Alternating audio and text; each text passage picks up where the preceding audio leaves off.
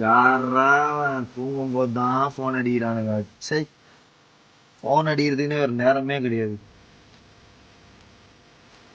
இவன் எதுக்கு கால் பண்றான்னு சொல்லுவாங்க.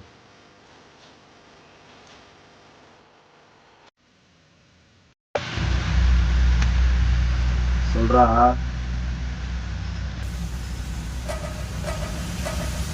டேய், எதுக்கு அழுவுற?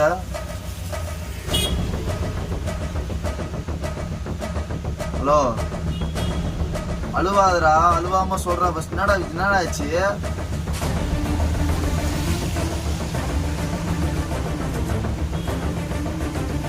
டேய் டேய் டேய், நீ பாடி ஏதாவது தேவையில்லாத முடிவு எடுக்காத. நான் வரேன் இரு. நான் வரேன்டா, இருடா. அவசரப்படாதடா. நான் வரேன்டா இருடா. வரேன்டா. இதெல்லாம் வேற என்ன தெரியல. சூசைட் அட்டன் பண்றேன்டா. கிளம்பு.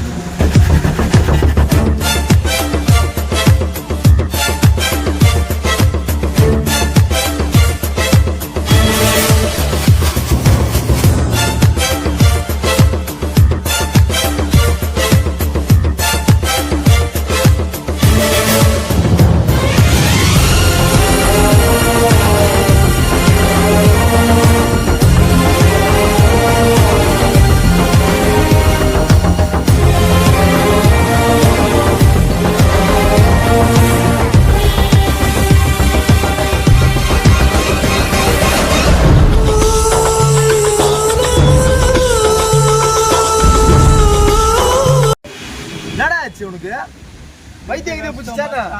வீட்டு கஷ்டம் அதுக்கு சாவு.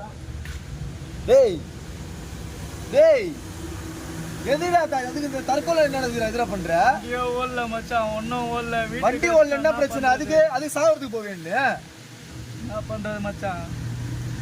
சரி வா பேசலாம், வா. என்னடா பிரச்சனை உனக்கு? இல்ல மச்சான், கடங்காரன் தொல்லை, அங்க பார்த்தா இந்த தொல்லை. அழுவாத. வீட்டுல இருந்து போன் வந்துச்சு மச்சான். அதுக்கு மருந்து குத்தி சாவறதா உனக்கு பிரச்சனை தீந்துருமா? செத்துட்டா எல்லாம் முடிஞ்சிருமா? உன் பொண்டாட்டி பிள்ளைங்க நேரம் போய் இது கடங்காரன் கேள்வி கேட்க மாட்டானா? என்ன பண்றது மச்சான், வண்டியும் ஓடல, ஒன்னும் ஓடலையே. அப்படி என்ன நினைச்சு சொல்லு.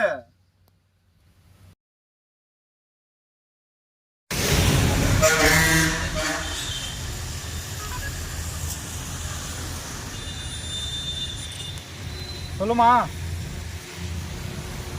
அதாம்மா வண்டி ஓட்ட வந்துருக்குமா.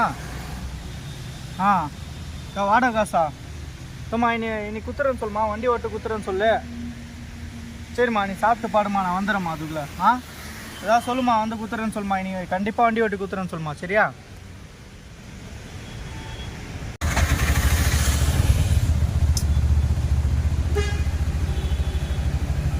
சொல்லுங்கண்ணா.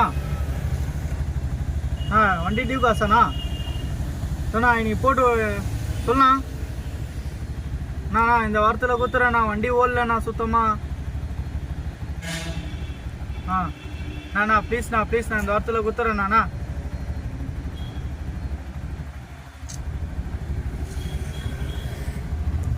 தலைவலியா இருக்கு.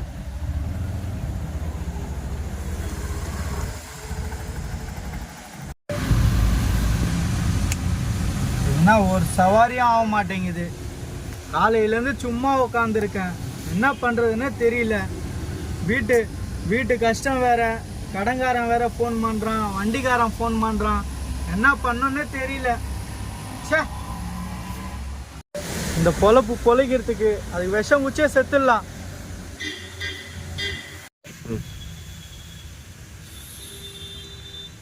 வீட்டில் பொண்டாட்டி வாடகை காசு கேட்குறா, தர முடியல.